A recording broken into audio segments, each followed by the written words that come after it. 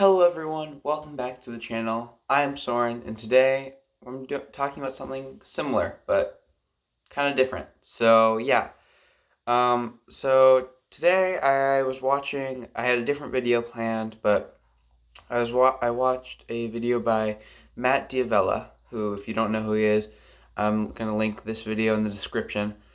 It's basically about him doing all these different challenges and how they have all these different, how he found all these different things that people use as like roads to success, I guess you could say.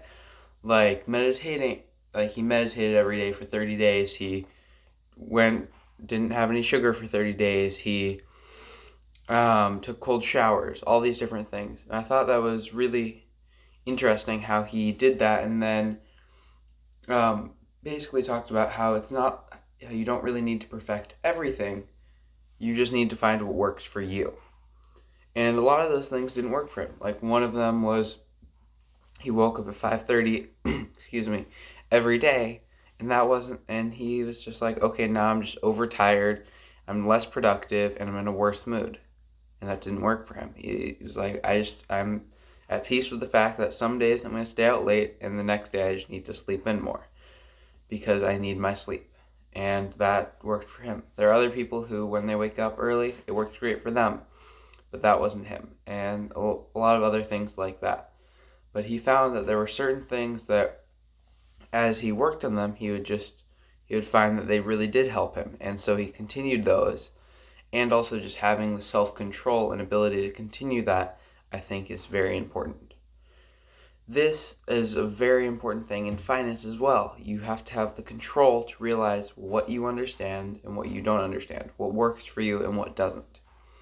There's a lot of different ideas inside of that, and I think just being able to understand just a few ideas can be more beneficial than trying to half understand all of them.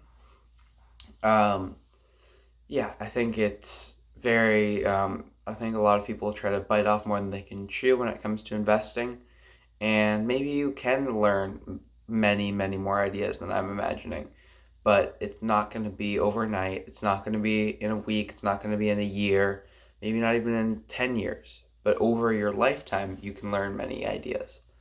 So I think finding a starting point that works for you and going from there.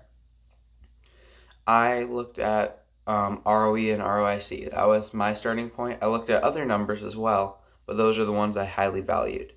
And then now that I've been investing for 8 or 9 years now, I've branched out a lot, and I have a much greater understanding because I started small and made a good base for myself. So I think that idea that you can bring in from the rest of your life into investing is very important. And I think as you invest, you'll learn a lot of principles from investing, like self-control and stopping and thinking and being more reflective, not reflexive, in your decision making and in how much risk you're willing to take on, and you can bring that into the rest of your life. So it's really like a two-way machine. So as you're putting things into it from your life is improving out of it, and not just because you may be making money from your investments. Because money isn't everything, but it is important, and it definitely can help you solve a lot of your problems.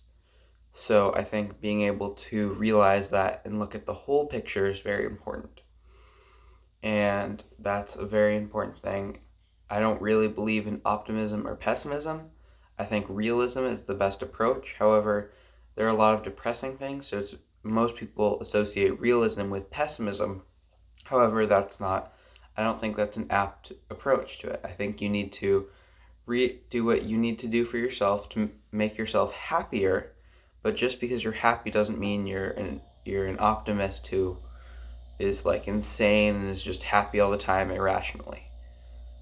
So now that I've ranted to you for the past 5 minutes, I really hope you enjoyed this video, and it would be really helpful to the growth of my channel if you could hit the like button.